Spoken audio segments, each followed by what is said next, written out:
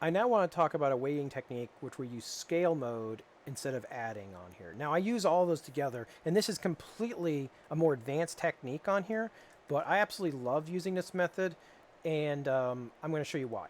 So I go from here and I pull this up. Now you see how this is pulling up a little too high, and I want to kind of drop this down a little bit, and that's because it's rotating a lot with this knee.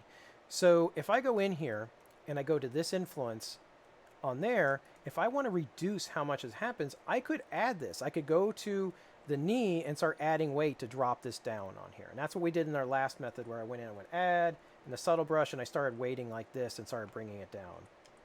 It's my infomercial, everything turning gray on it. However, instead, what I can do is I can scale down my value onto it. So we have this scale option here. Now, the thing that I don't like about this is that the value at this point, I don't want to scale it down to 10%. What it does is we want to scale it down by 5% every time we weight.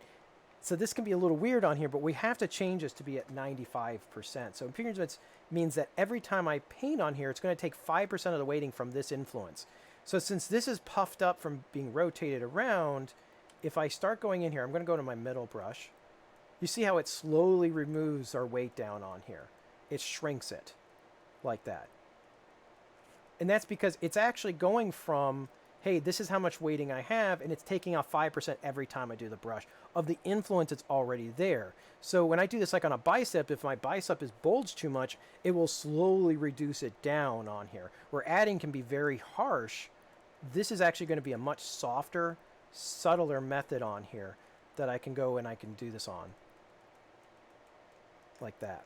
So I want to pull this out here. That would probably be a better add method on there, but you see how I actually got that angle that I wanted on here.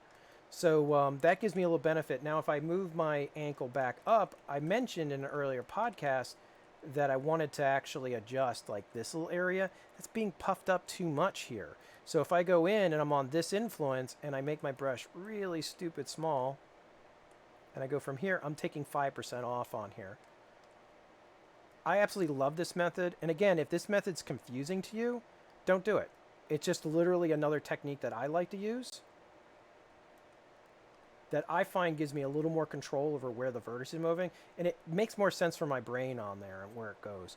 Now, there is a downside of this brush, is that if I go to add and I want to paint on here, if you add right now, you're going to break everything. Because now we're adding 95% on top of it. We're not taking away 5%. So you have to constantly go back and forth between 10% when we're in add and 95% when we're in scale. So it could be easy to make a mistake on which mode you're on. So that's another reason, if you're not really comfortable with your weighting, to not go in and actually adjust our weighting on there. I just want to make sure my knee's not acting really weird on there. No, that's good.